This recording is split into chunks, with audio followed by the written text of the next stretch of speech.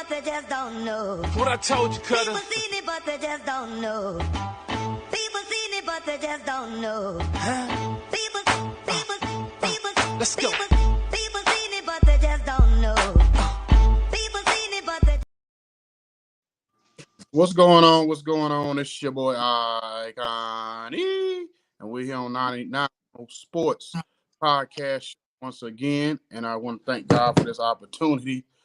I really want to thank God for this opportunity this week because I've been through a lot. I've been through hell and back this whole week, and I want to thank God for still sustaining me mentally, emotionally, physically, also because it's been a lot for me this past week. But me having my faith in God definitely pulled me through situations that that a lot of people might have broke down or might have lost their mind behind the stuff I was going through this week. So I want to thank God for that. And then, I always love to be able to come to this platform, one of my sanctuaries, when I'm able to come on here. So I do this for likes and clicks and baits and all that other stuff. I do it because it's something I love to do, and it's my sanctuary. So without further ado, I want to introduce my right hand man, your baby mama's favorite host, Barry White Jr., the next voice over in this business. You know what I'm saying? Over the next 10, 20 years, you probably might hear his voice in I'm going to go ahead and put it 100, 200 different movies, cartoons, whatever you call it. Animations. They don't call them cartoons, I'm going to call animations. But anyway, my man Jacob the Great, what's going on, fam? What's up, man? Each day, man, we wake up, we get a chance and a choice. Another day to get it right, man. I just wanna thank God for keeping me, man, and thank God for listening to this platform that we share with others. And man, this week been trying for me too, man. Maybe not been through what you've been through, but I was all in my head this week. Just all in my head, just wondering why I'm not where I want to be at in life yet, and just had some thoughts of, man, why, man, like, why did I treat people so well and other people who don't treat people well or way ahead of me? So I was just all in my head, man. I had to fall down on my knees and really pray about it, man. Because, when you get in your head mentally and emotionally, man, your spiritual really got to rebuild and uplift you. You know what I mean? Mm-hmm. Mm-hmm. Yeah, man. So, but yeah, we here, man. I'm grateful. I'm grateful, man. And just going to press forward and keep pushing. Yeah, yeah. Well, I want to go ahead and get this out the way first, so we can move on from it. Because last night I was upset, but it's one of those things. I'm gonna tell you, like the ACC tournament. I've been watching Carolina basketball since I was 7, 8 years, probably 5, 6 years old. Probably, I've been watching Carolina basketball since Michael Jordan was there. You know what I mean? So I'm watching Carolina basketball for a long time. So no matter what team it is, no matter who they got on the team, whatever, I know Carolina tendencies because every program, every coach has certain tendencies about them, certain ways they go about their business. And I watched Carolina the first 2 games in the tournament. You could see the sense of urgency. You could see them playing hard. You could see them. Last night they came out sluggish. They came out seemed like not ready to play. And then when they caught themselves trying to turn it on, trying to play harder, State had too much confidence, and it was pretty much over with. By the time they got to that, especially by the time they got when State came out in that second half and kind of jumped on them and went up about 6, 7 points, whatever. I know they don't sound like a lot, but when you in a nip tuck game kind of like that, and the other team is playing with confidence, and they didn't kind of figure out how to play against you because State just kept throwing the ball down to the big man. And I know Carolina didn't want to double team them and kick it out for them shooters, but I would have been like, shoot, State ain't the greatest 3-point shooting team. I would have made them make them shots. I would have forced them to make them shots instead of letting that big man go dominate you like he was Shaq. I thought I was watching Shaq out there last night. He would dominate him. Well, well,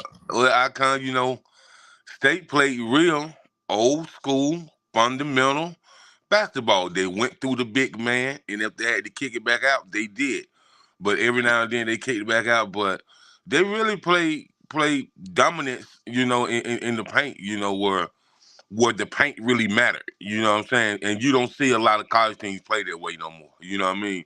And so I was like, man, Carolina, man, y'all gotta have some presence down there, man, because it was on the right side of the block, it was on the left side of the block, it was the middle of the block. Like they was just really on that block. I mean, like heavy. So I ain't really seen too many teams do that, man. So do you think the Tar Heels was ready for that game plan, or they ain't really know what to do because they ain't seen it all yet from nobody?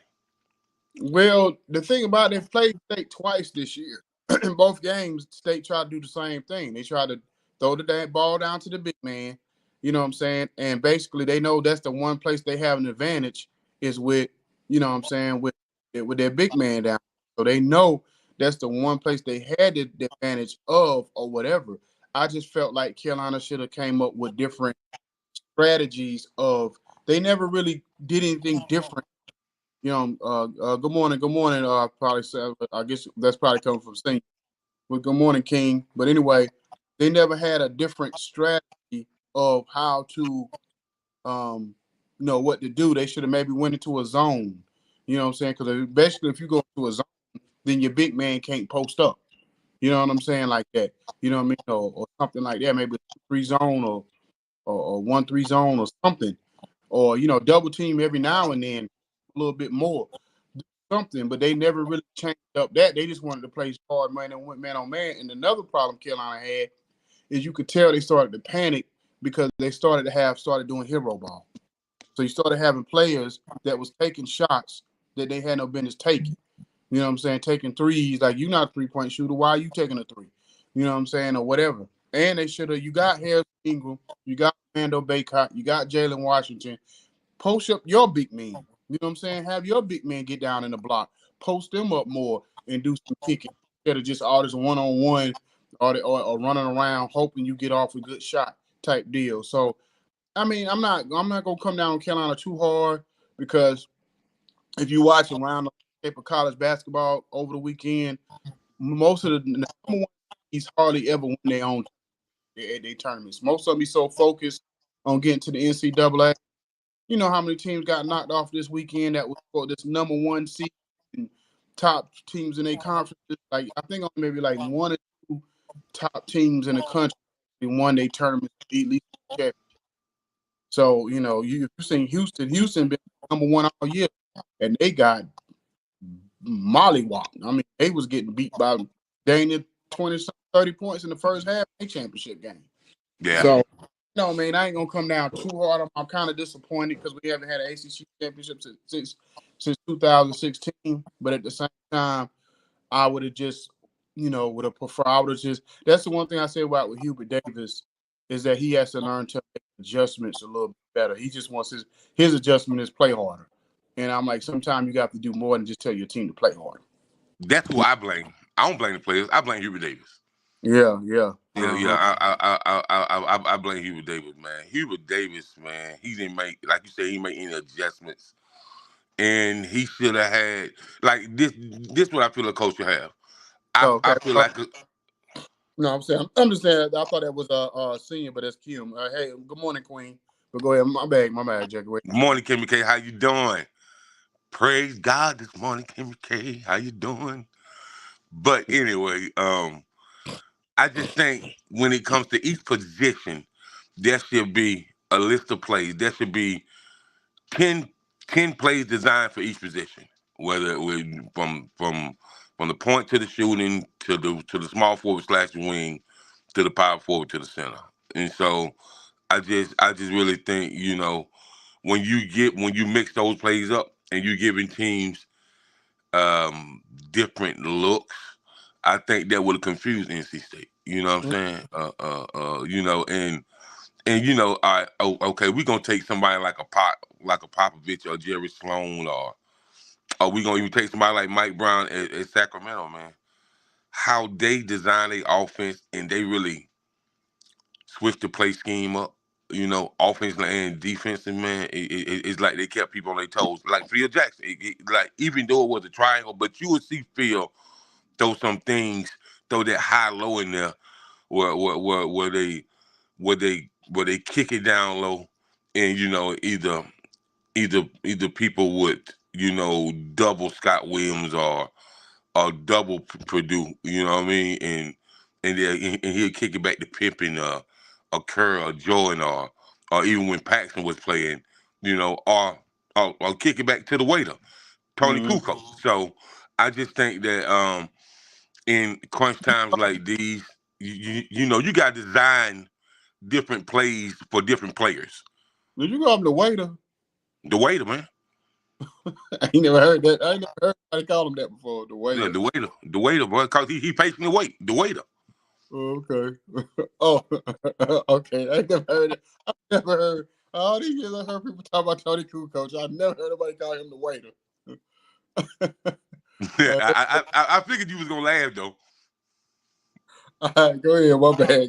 Yeah, man. The waiter, man, he patiently wait, man. You think he gonna pull it with the jumper or the 3-pointer? Then he'll dribble and pull it with the 17-footer, or he'll just take it to the cup. You know what I mean? So I just think, and then because they're more athletic in this new era, but they're not as smart on the court at all. At all, man. They do irrational things off their emotions, even on the basketball court, football field. You know what I mean? They're not as patient. They're not as smart. They don't really look at the format. Well, what if I was the coach? What would I run? You know what I mean? So that's the difference between the younger players and the older players now, in my opinion. Yeah, and then the older coaches and the coach from back in the day and the ones now, you could tell you could easily separate the ones that that's great and the ones that just kind of still learning or average. Because if you get a coach like the coach in Kentucky, or not Kentucky, Kansas or Connecticut, or even Jay right before he retired down in Villanova, Or like Rick Pitino, you know what I mean? Somebody like that.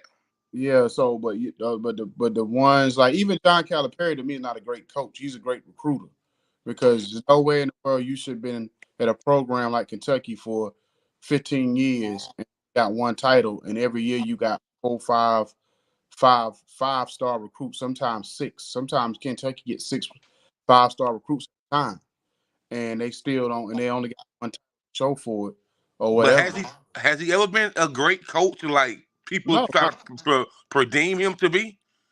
I'm no, not really, not at all. That's what I'm saying. He's a great recruiter. He's the best recruiter ever.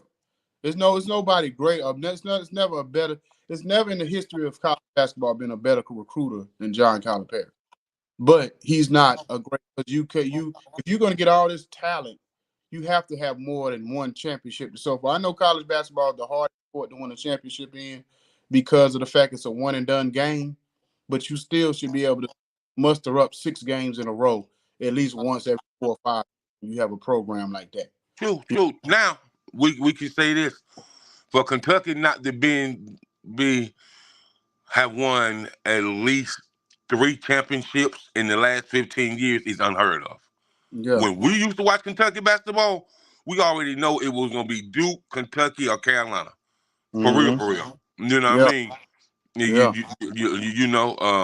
Just like I tell people all the time, man. You only used to watch SEC because Kentucky was there. You ain't really watch SEC basketball.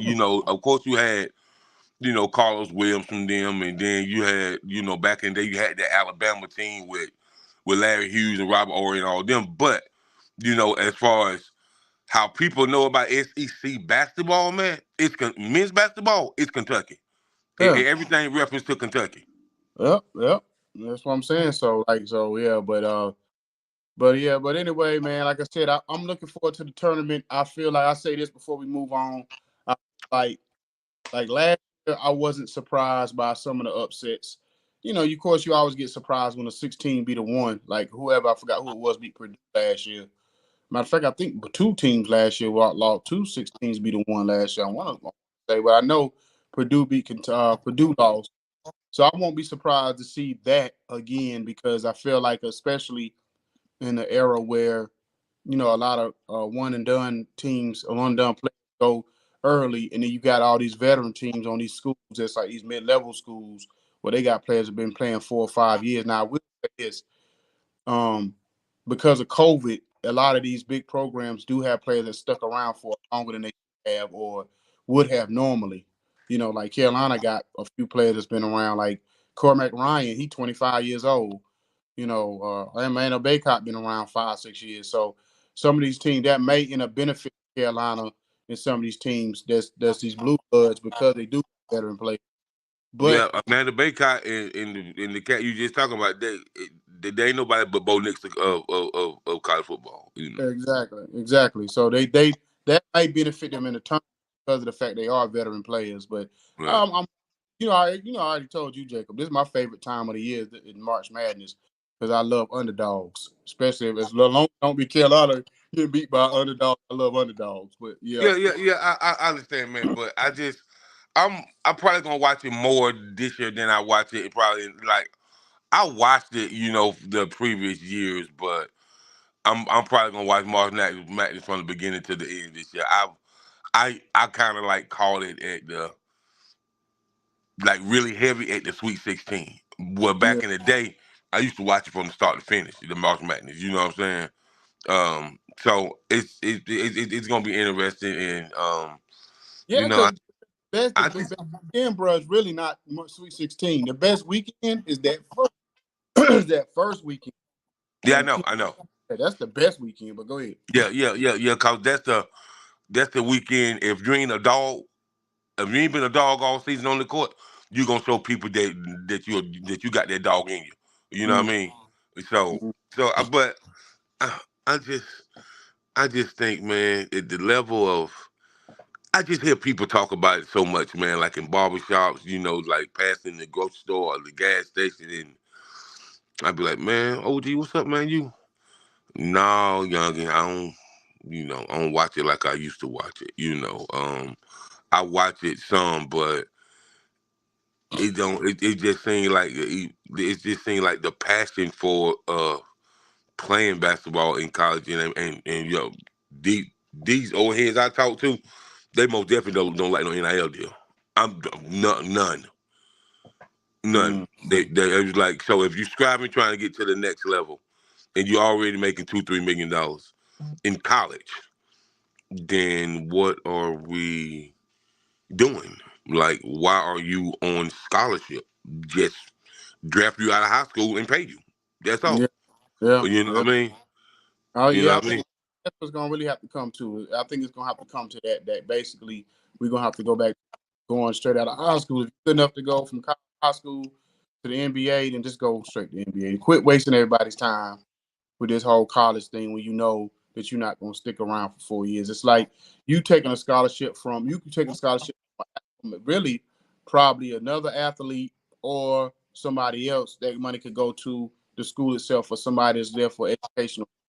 But I think if you're good enough to go from high school to college, I mean the NBA especially, you know what I'm saying, just go. Quit wasting everybody's time. No, So, let me ask you something, man. Now, the kids that was in college, they got FBS for COVID. I can understand that. But listen, man, you still in high school. You shouldn't have no FBS for COVID. Like, what are y'all doing in NIL, man? Like you was in the 10th grade when COVID came out. What do you need FBS for COVID, man? Either somebody got a problem with their arithmetic, man, or we didn't get the same learning lessons. well, this the last year of it, so that's a good thing. It should have been gone, Icon, man. Get out of here, man. We I we don't we, I don't get it. we, I don't we I don't heading into I don't it's gonna be understand it. But 225 next year, and we talking about the eligibility of an athlete because of COVID, bro. Like, get out. What are y'all doing, man? I And don't get it either. But this all I know. This is the last year that they had that you could have got that extra year. So I'm glad it's going back to normal next year. right, and so I don't agree with what Nick Saban say a lot of times, but this I do agree with him. We know Nick Saban is a legendary coach. Mm-hmm. We know Jim Harbaugh is a legendary coach. Um, we know it's a few coaches out there that's legendary that recruited and coached some of our favorite players in the NBA, the NBA, in the NFL, and as far as college coaches in the NBA. So Nick Saban said, coaching wasn't fun no more. Mm-hmm. I couldn't go sit down and talk with the parents and take them out to dinner and kind of, you know, tour around their city and really learn where they from, where the kid growed up from, and couldn't bring them out to Alabama and show them a good time and show them, you know, what you know their kids would be involved with, and show them the kind of programs, you know, that those athletes from the colleges go to, the you know, the middle schools and stuff, and talk to the younger kids. That he's like, it was no fun. He said, have kids got paid in college? Sure, a lot of times. You know what I mean? He said, sure. You know what I mean? I mean, okay, and it's like a podcaster said. He said, I'd rather for a kid get paid under the table, man, because that this NIL has brought too much publicity and too much negativity on the fact that they're supposed to get an education. They're supposed to be getting an education first, and playing sports is elective. You know what I mean? It's not a necessity. It's elective, bro. It's Well, elective. but now what saying that when you say they supposed to get an education, I think that's the biggest myth with top tier athletes in sports. Most top tier athletes, you know, yeah, back in the 80s, 90s, you know, all that back in the day, you had more of those players that went 3-4 years. So yeah, they was there for education. But really, since the one done situation came into play or whatever, I don't really think top tier players. I don't think that's the objective. The objective. That's why so many players will go to, you know what I'm saying, or whatever, in certain programs, or even a Duke, because they knew, okay, more than likely, I'm only going to be here for 1 or 2 years. And John Calipari kind of pushes that thing on the kid of, oh, I'm going to get you to the NBA. I'm going to get you there. You know what I'm saying? And you ain't going to have to stay forever to do it. So I think a lot of that's, and in the NIL deal just made it worse, because now it's really a money grab. That's why Nick Saban said what he said. It's like, I'm not about to promise you're going to start, because, you know, Nick Saban had 4 or 5 recruits all up and down his line. So if I'm 5-star and you 5-star, or you 4-star and this one 4-star, whoever the best 5-star, 4-star player gonna play, and you might have to wait an extra year to get on the field. But eventually, when you get out, you might end up having. Look at somebody like Robinson with the Washington Commanders, right? People don't realize this. That man only started for 1 year with Alabama, and that next year he was drafted by. So sometimes it don't even take a whole lot. It just take you 1 year to be seen. And You're right, because Terrell Davis was a backup, and a backup fullback at that. mm-hmm. You know what I mean? So, and he's the Hall of Famer now. Yeah. You know, It so don't take a lot of tape. That's what these players don't realize. It don't take a lot of tape when you at a high level for people to find. Like Deion to say, and all these players to tell you, if you get on that field of that court and whatever, and you good, they'll find you. They'll find you. Mhm. You know what I'm saying? Yeah. So I kind of, you know, I just think that a lot of the NBA players, when it comes to the NIL deals in college, a lot of NBA players push that narrative, like Steph, like Drew, like LeBron, Mm-hmm. like KD. You know, the bigger names push that narrative. So what I don't understand is, why would you guys push that narrative, man, when you know it's a privilege to even make it to the NBA? And just because a kid got a big NIL deal, don't mean that they're gonna work out in the NBA, or don't mean that they're gonna push forth effort to get better, because they're already making a certain amount of money, you know, millions of dollars. So why would I push forward to even get better just because I want to go to the NBA? I don't have to. You know, people went to the NBA.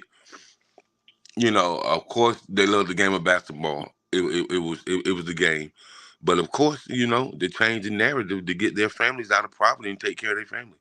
But when you have these mega NBA stars, you know, pushing that narrative NIL, you know, if you're a kid, like you 17, 18 years old, you go to North Carolina at 18, and by the time you're 19, your sophomore season, you got an idea for what, 1.2, 1.3 million dollars. What coach you listening to? Yeah, you're right. You're right. I just feel like LeBron was the first player who pushed the whole empowerment thing of, how to structure your deal, how to make sure being able to move to different organizations and play who you want to play with, and kind of stuff. He kind of one that kind of pushed the envelope on that or whatever, and then some of the players from his generation kind of follow lead behind him to say, you get your money, get your bread, whatever the case may be, whether it's not just the NBA contract, but your sponsorship deals and all your side bread and all that kind of stuff. So I think that's what that's what they kind of just having that sense of that empowerment to push on the players. But I think when they came up with the NIL deal, I don't think college sports really thought it through on how to do it. They just did something to say they did it, but it's backfiring, blowing up in their face because college sports has never been organized in the way that they do stuff. Just like now, they went from talking about they were going to add 8 teams to 12. Now all of a sudden they ain't even played a playoff series yet, and then now they're gonna went to 14 teams. Now they're going to 14 teams instead of 12 format. So they don't know what they want to do. You know what I'm saying? And they really doing it because now they realize they're not making no money on these bowl games. So now we really find out the real reason why they go 14 teams. But they realize that, okay, we got all these Cheetos Bowl and Backyard Burger Bowl and Saluda Bowl and you know what I'm saying, Mama grilling out at your mama house bowl. You know what I'm saying? And you know what I mean? And Listen, man, I can't listen, man. I remember when it was 4 or 5 main bowls that you look forward to look when I'm talking about when people used have the hors d'oeuvres and the chicken wings, everybody gathered around because they know this bowl game was, I remember the Orange Bowl, that Rose Bowl, that Gator Bowl, and there was a couple more that was Sugar that Bowl, was the Sugar Bowl and the one more. So, and then I see you got the bologna sandwich bowl, you got the pimento cheese bowl, you got man, you got the STP gas treatment bowl, man, you got all these bowls, man. You got the packing shed bowl, man. You got every bowl, and I be like, do they really got a Little Caesars bowl? Yeah, they got a Cracker Barrel bowl. They got all kind of different bowls. Like, I mean, shoot, at some point we gonna get hood with it. We gonna get a chicken wing bowl. We gonna get a Magic City. We're gonna get a Magic City strip club bowl. I mean, we gonna get all kind of crazy bowls. The way they was going with it, because I think the way the bowls are set up, whoever I keep on saying they go have that chicken wings, French fried rice, $5 bowl. You know what I'm saying? The soy sauce bowl. Like whoever want to put up the bread for a bowl game, you get a bowl. You get a bowl. Then you had the bread. We probably could put up some money. You know what I'm saying? And get our own bowl game if we wanted to. That's how. You know what I'm saying? And we get 2 teams and nobody cares in the bowl game. Somebody get a lot of money too. I might well get with the schools in the Carolinas and start doing bowls for the high schools. You know what I mean? Not as well, because but that's why they created this system now. Where okay, so now we'll have these 14 teams, especially you got 14 big dogs in this playoff series. Now you don't that eliminates unless you're gonna add some other stupid bowls, that eliminates 7 bowl games right there. Because you got 14 teams, that makes 7 bowl games automatically right there. Unless you're gonna just put some other teams that don't have no big, because then you gotta think. It's already stupid anyway, because as long as you 6-6, you get in a bowl game. So I get rewarded for being mediocre at best. Let me tell you something. You think that's crazy? When I was going to high school, if you ain't have a 500 or better record, you didn't make the playoffs. No. Not all the kids make the playoffs in high school. What? Yeah. So that's another thing with society now. We reward people too much for just participating. You participate, so because of the mental, and I get because of mental health stuff. No, man, I ain't gonna blame it on that. Look, come on, man. Just because I'm not good enough, I got mental health issues. No, if I'm not good enough, I'm working hard during the off season to get better, So I can be top 10 on the team. Like, what? Yeah, Come on, but man. I'm gonna tell you, like, when I was a kid and I played all kinds of sports, I played football, basketball, baseball. I never really cared about, and even like in school, when you get that participation award at the end of the year, everybody get that little certificate just for coming to school every day or coming to school all year long. I didn't really care about those certificates like that. I'm like, okay, you get something just because I went to school. You know what I'm saying? So or whatever, just because I participated, or I got a little the award ceremony, the whole team got to participate. If I didn't get an award for, one of being the better athletes on the team, we're not getting an award for just because I participated. Like I probably couldn't tell you what I did with those certificates. I probably threw them in a box somewhere and left it there and never looked at it again. Because I've never been that type of person. Like, if I ain't getting rewarded for something I actually did, then don't patronize me. Don't make me feel like, oh, I deserve this just because I'm here. Like, you know what I mean, or whatever. I never really cared about it. Just like when people say, when people used to say perfect attendance when I was in school, I was like, okay, cool. I was like, man, that's good, Jacob. I said, okay, yeah, it's good for the outside people to look at. But in my household, the way I was raised, you ain't had no choice. Like, what? Like, not go to school? Man, you better be almost had a damn IV in your arm. What?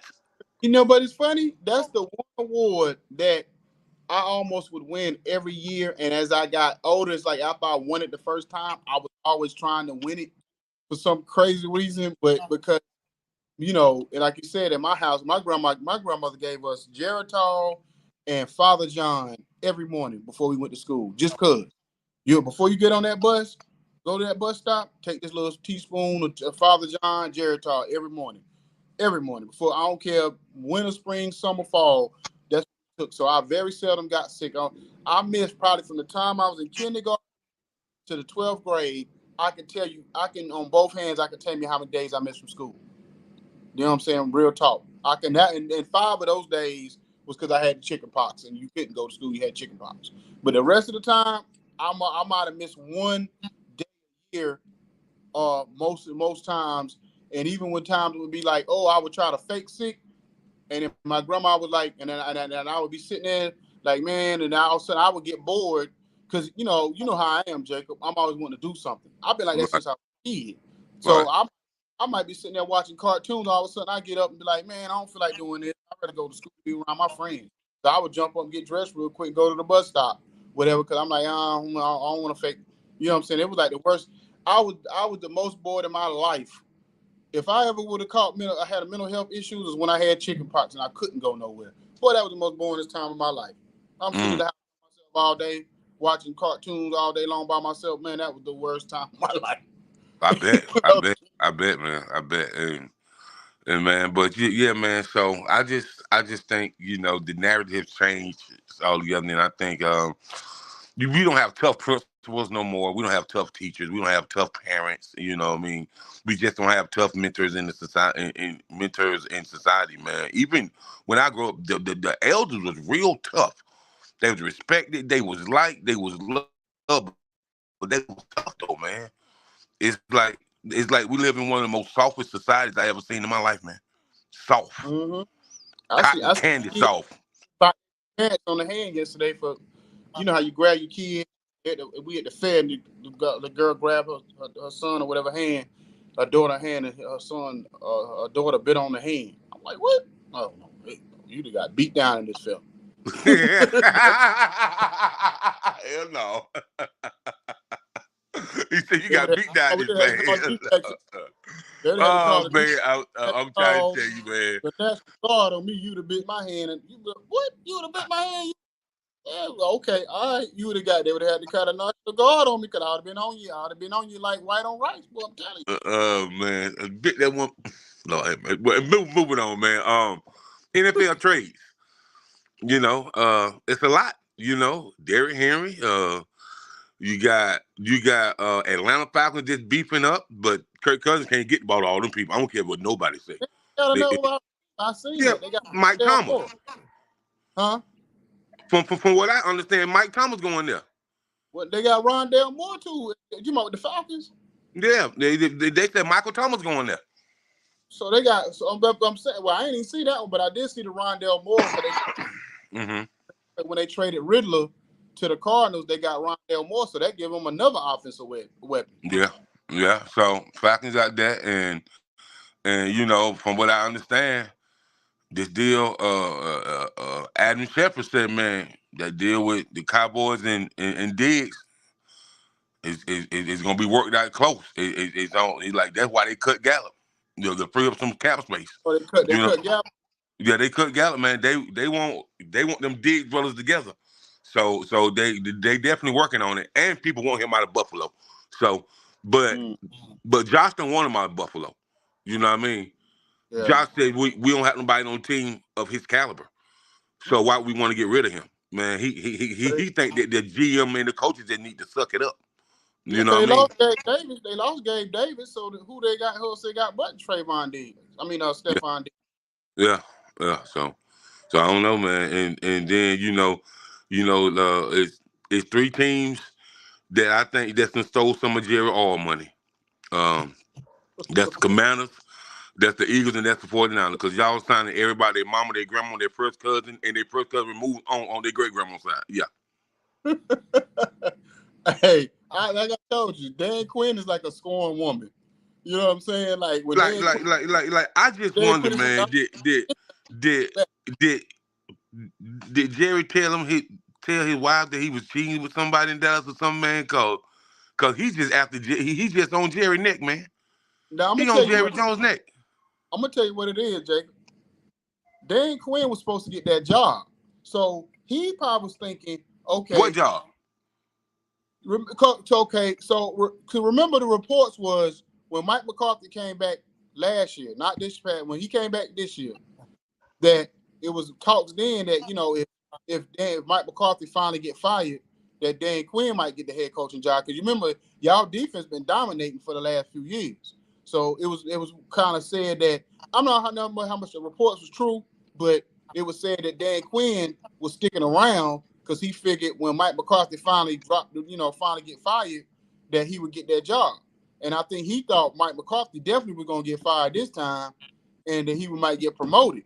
Then when he didn't get fired again, Dan Quinn probably like, enough is enough. I'm out. But Dan Quinn made like that he ain't never want to be the head coach, bro. That's what he told reporters. He You know probably what I was mean? saying he probably was just saying that No, to be. no, no, no. Mean what you say and say what you mean, man. Ain't nobody got time for that, man. You know how the politics of the game go. He Man, just ain't nobody got time for that, man. play like Yeah, what I'm saying. he just acting like a big old spoiled brat, man. Over there with the Commanders. Man, I was like, man, what's wrong with Dan Quinn, man? Like, man, why is you still calling Michael Parsons' phone like that, man? Like, what? He said, Why you still calling that man's phone?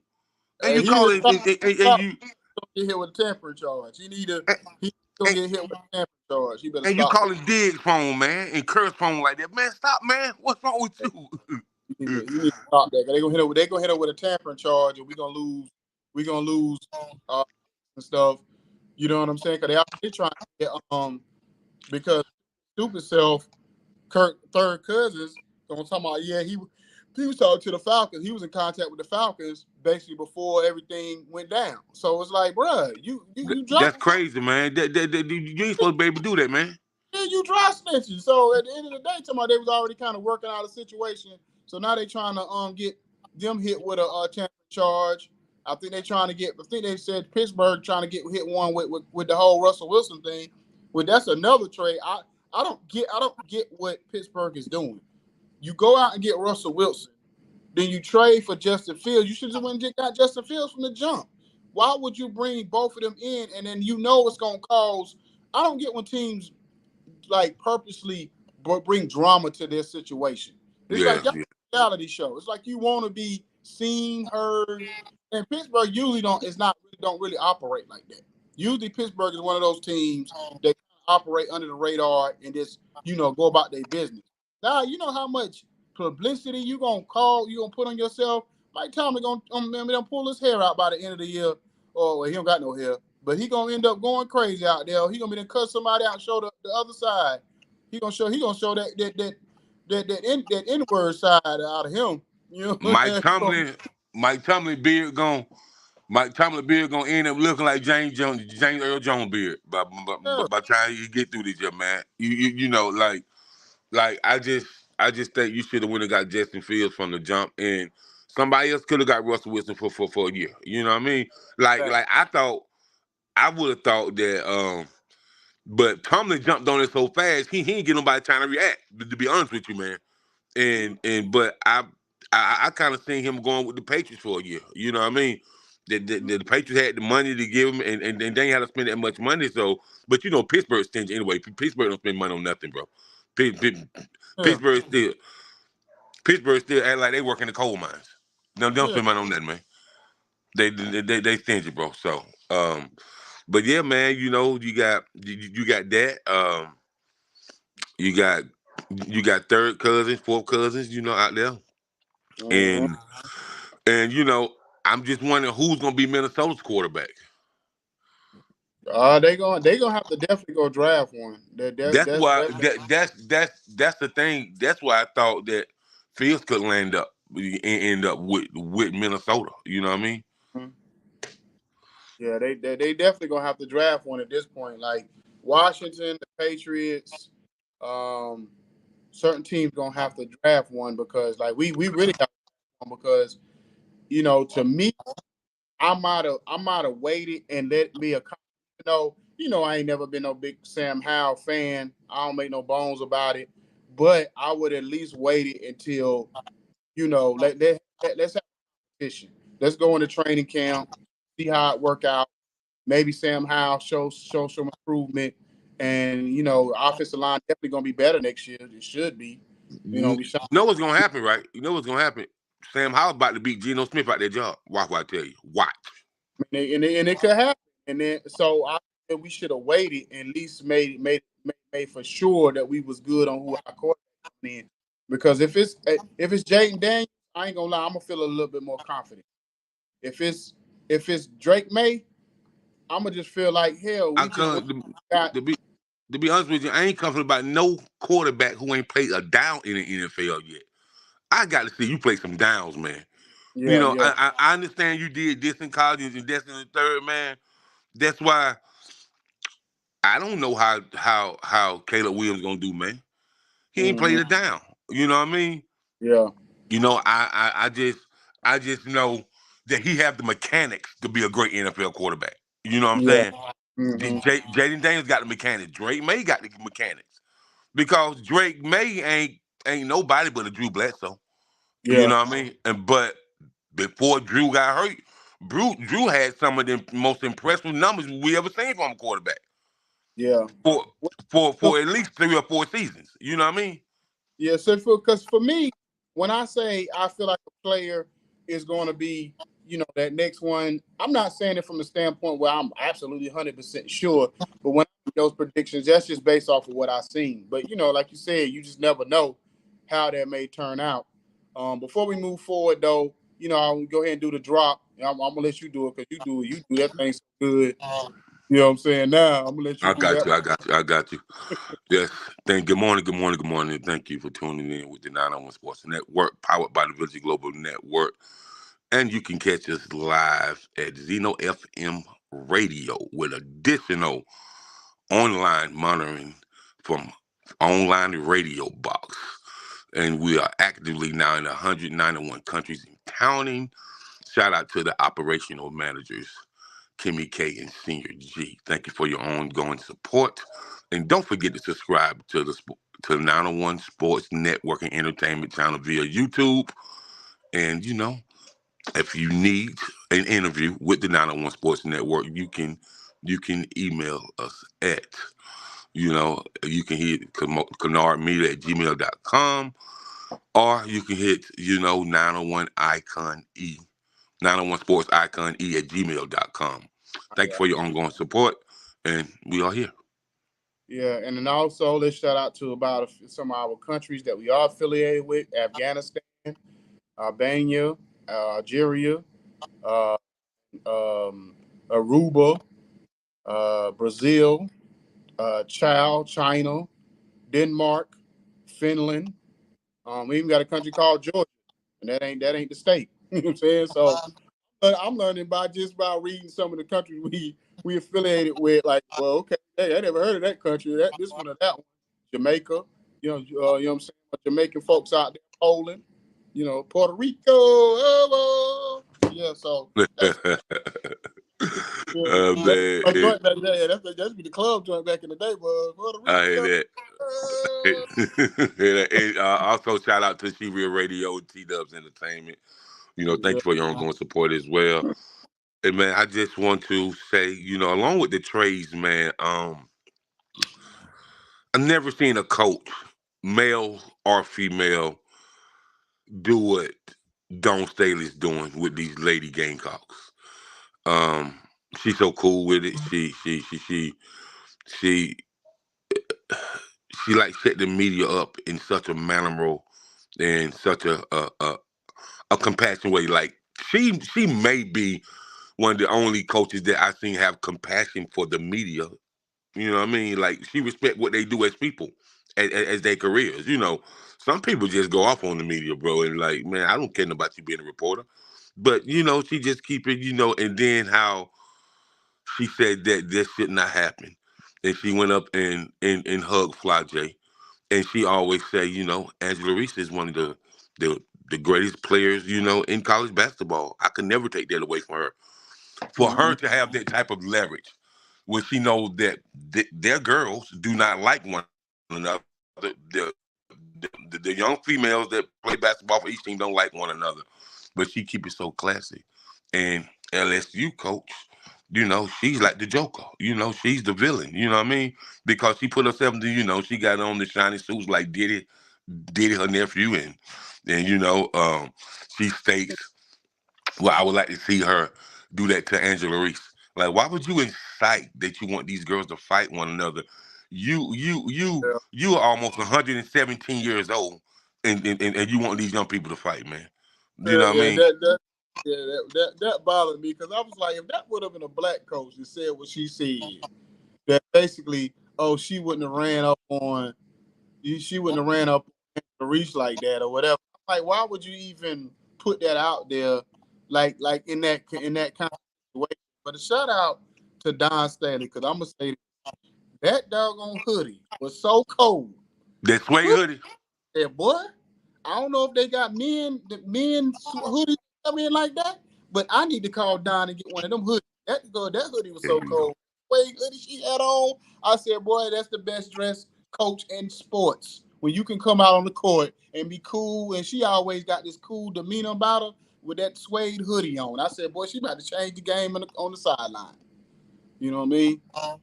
Well, think about them women coaches, boy, they be clean now, but not. But Hey, nah. wait, Talk about female coaches. My girl from Texas, but I don't really watch college basketball, women's college the basketball like the, you do. the, But when the I Texas seen coach. Listen, watching these, I can't listen, man. Let me tell you something about women's college basketball, man.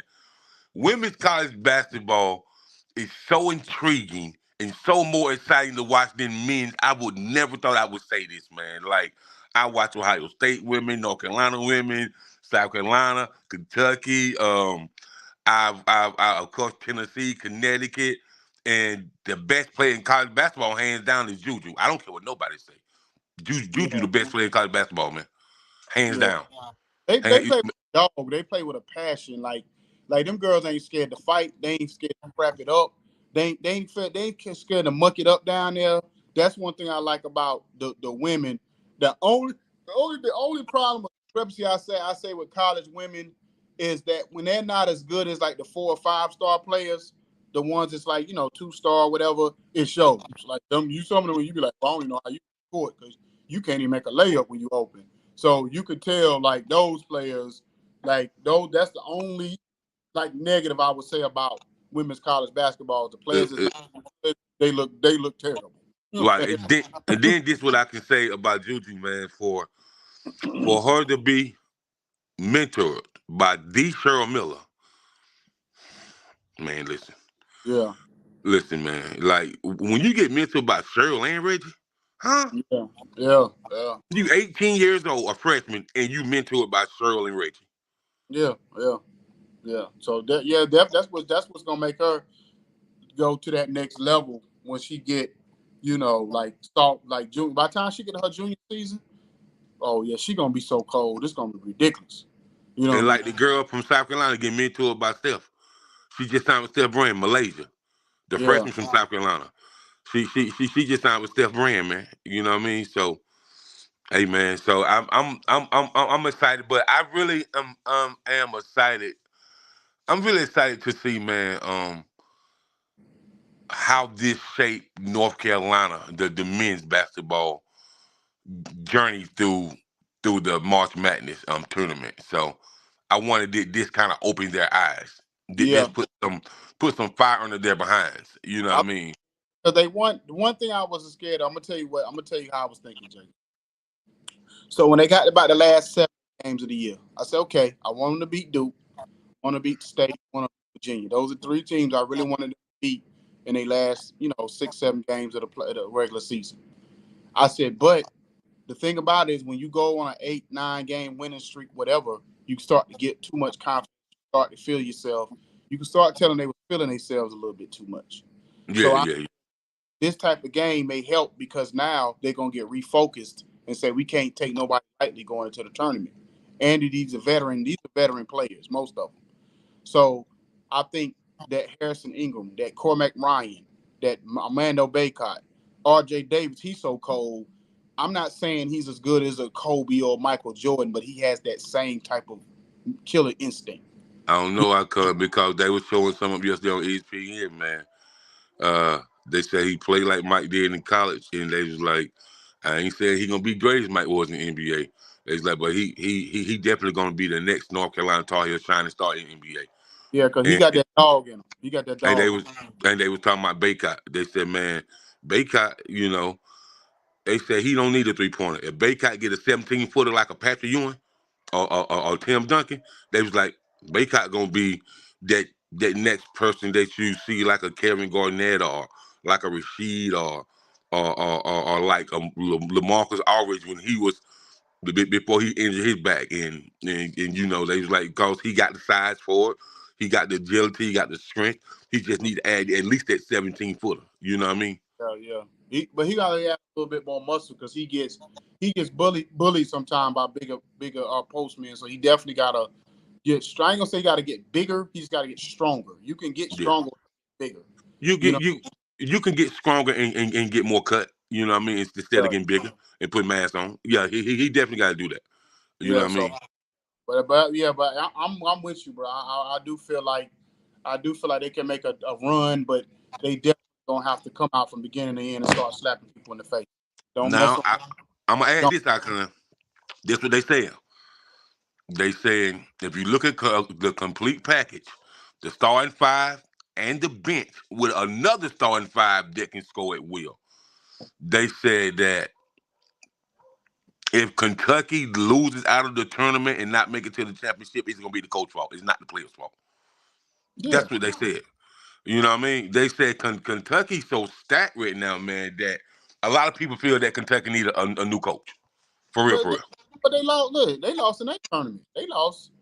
I think yesterday in their tournament, or I think they might have lost in the quarterfinal game. Yeah, So, I know, but people think that cause they be seeing Jamal Mashburn hanging around the school and doing stuff at the school and stuff here lately, man, and some of the fans, that I see talking, on these blogs and stuff, they be like, man, we need somebody like a Jamal Mashburn to coach, man, or at least to be like the president of player advisory or something like that. You know what I mean?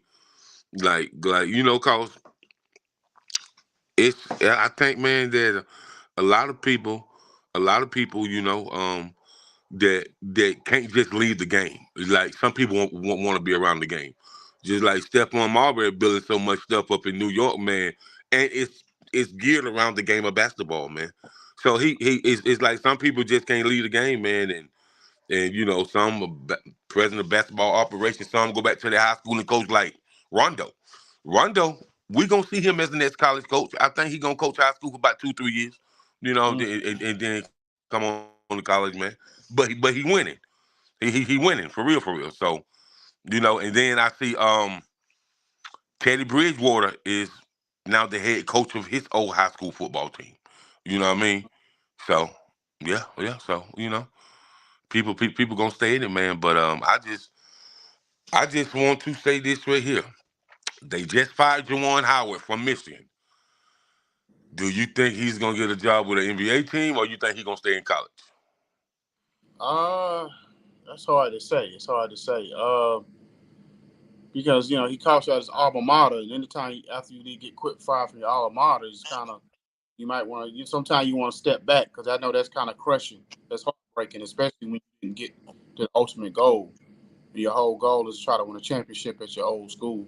Chris So Webber said. Chris I would say, Webber said. Chris Webber said that ain't never politics. That what Webber said. It ain't nothing he did. It ain't nothing he did. He's like because they had one of the best records in under Juwan Howard since they played. So you know what I mean? I would say he go back to the NBA because Juwan Howard's old school, and he probably don't like the NIL situation either. So I probably go to the NBA and probably try to go either get on somebody's bench, you know what I'm saying, or try to get a head coaching job next year. I see he might end up like the Lakers because I don't see them keeping Darvin Ham around another year. Yeah. I don't know why Jenny even hired that man. Yeah, I don't know. Man. But we'll get to it next time. Great show. I appreciate everybody for tuning in and giving us your ear for this hour. And y'all keep rocking and rolling with us, and we keep trying to give y'all great content and great material as we move forward in this thing. We got some stuff on the way. We definitely got some other stuff on the way. So, you know what I'm saying? Y'all have a blessed and wonderful weekend. See you next time. Peace and blessings. People seen it, but they just don't know. What I told you, Cutter. People seen it, but they just don't know. People seen it, but they just don't know.